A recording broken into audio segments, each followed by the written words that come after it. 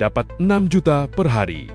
Tapi kenapa harus joget-joget? Kalimat itu yang sekarang ramai banget dibicarakan publik. Sebuah video singkat memperlihatkan seorang mitra program makan bergizi gratis atau MBG bernama Hendrik Irawan berjoget di kantor SPPG Pangauban, Batu Jajar, Kabupaten Bandung Barat.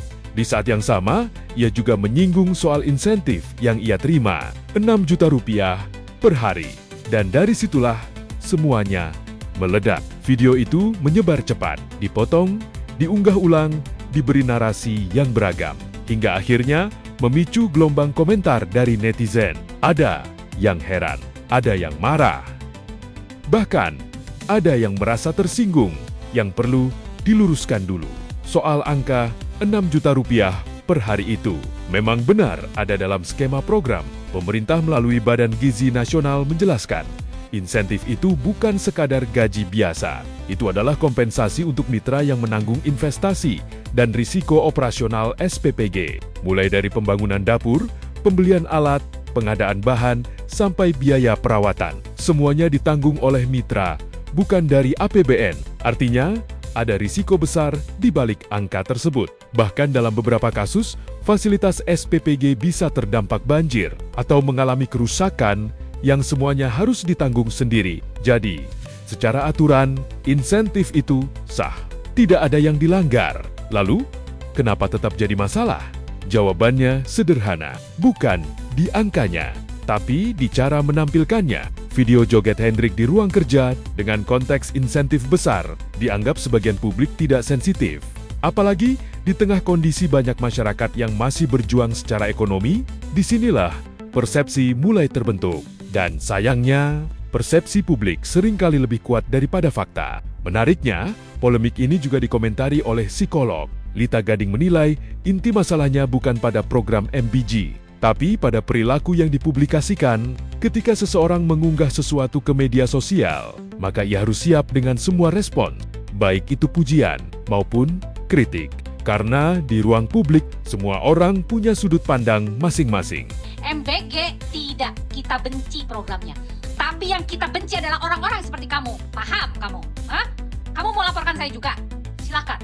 Aku tunggu kamu laporannya. Hah?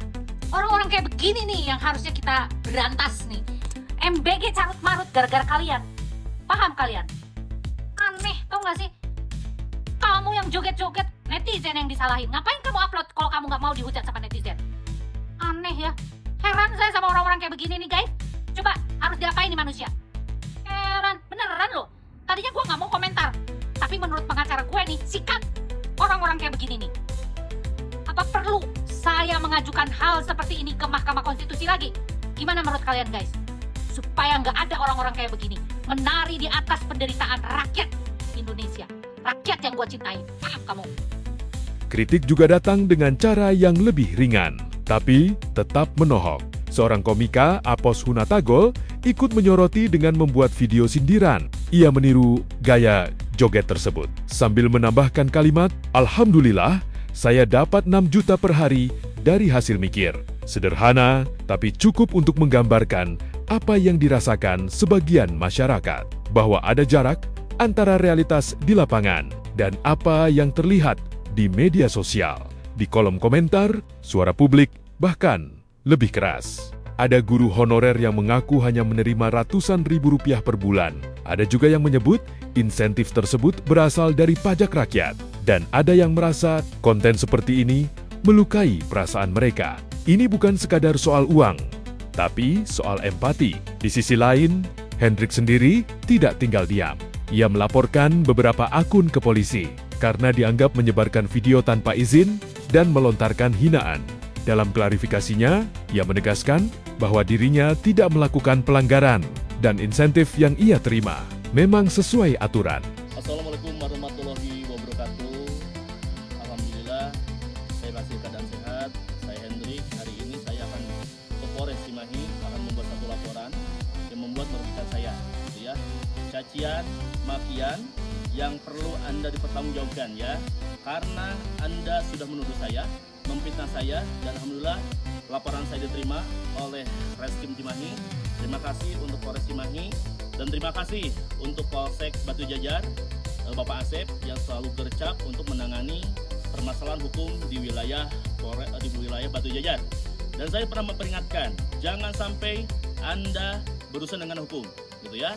Setiap yang Anda lakukan, setiap yang Anda tuduhkan, setiap yang Anda berikan statement-statement tidak baik, yaitu memfitnah, memprovokasi, ujar kebencian, harus Anda pertanggungjawabkan ya. Dan hari ini saya membuktikan siapakah orang itu yang akan laporkan ya. Tunggu selanjutnya, pokoknya ya kabar terbaru dari saya. Karena ini tidak bisa dibiarkan. Negara ini negara hukum. Tidak patut, tidak serta-merta orang berbicara tanpa dasarnya bukti. Apalagi berbicara kotor, berbicara tidak sesuai dengan bukti ya.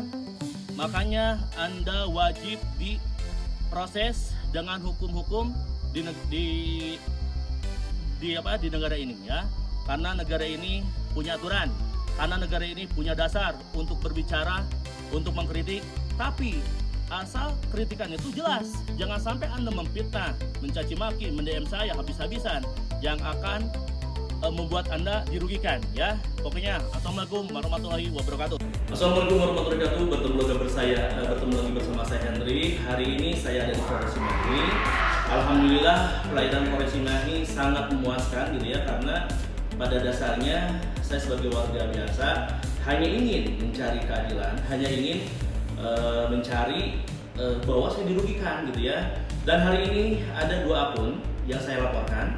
Satu, akun yang meng-up tanpa seizin saya, dan itu sudah masuk ranahnya hukum gitu. Yang kedua, ada Instagram yang membabi buta, mencaci maki saya tanpa dasarnya ada bukti gitu ya.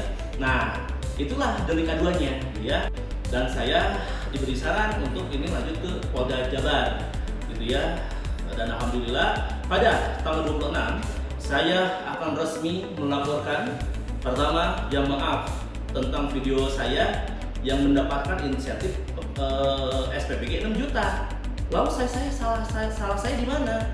Dari jurnis BGN itu sudah dituangkan, itu sudah dipaparkan bahwa mitra berhak menerima insentif 6 juta per hari. Nah, si orang ini gitu ya membuat narasi yang tidak baik bahwa saya joget-joget gitu ya menerima uang 6 juta. Anda perlu ketahui ya, program ini sangat bagus, program ini sangat mulia gitu ya. Saya sebagai mitra hanya ingin program ini berkelanjutan, hanya ingin di mata masyarakat program ini berhasil dengan menjaga nama baiknya Presiden, menjaga namanya BGN. Tapi Anda membuat opini yang tidak baik, Anda membuat provokasi yang benar-benar orang itu membenci program ini. Dan hari ini saya dapat dukungan dari diri saya gitu ya. Dan alhamdulillah Polres Cimahi sudah mengarahkan Pak Hendrik ini mungkin ke Polda gitu ya.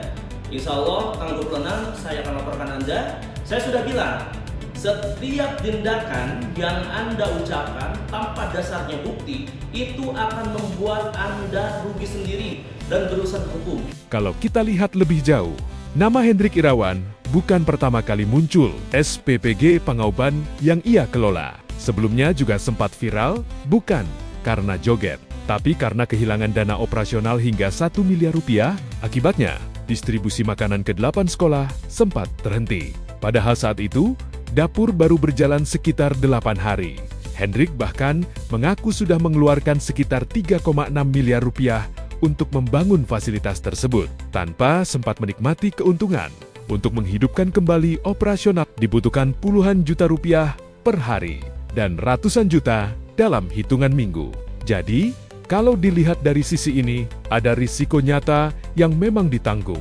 Disinilah posisi kita harus seimbang. Di satu sisi, program MBG adalah upaya besar pemerintah untuk memastikan anak-anak mendapatkan asupan gizi yang layak, dan mitra seperti Hendrik memang memegang peran penting dalam menjalankannya. Namun, di sisi lain, cara menyampaikan sesuatu ke publik juga punya dampak yang besar. Joget mungkin bagi sebagian orang hanya ekspresi kebahagiaan, tapi bagi orang lain bisa terasa seperti pamer di waktu yang tidak tepat. Karena di era media sosial, bukan cuma apa yang kita lakukan yang dinilai, tapi juga bagaimana orang lain merasakannya. Jadi, Pantaskah joget di kantor SPPG sambil menyinggung angka besar? Atau ini hanya salah paham yang dibesar-besarkan? Yang jelas, kasus ini jadi pengingat bahwa transparansi itu penting. Tapi, empati jauh lebih penting. Dan di antara keduanya, selalu ada garis tipis yang harus dijaga.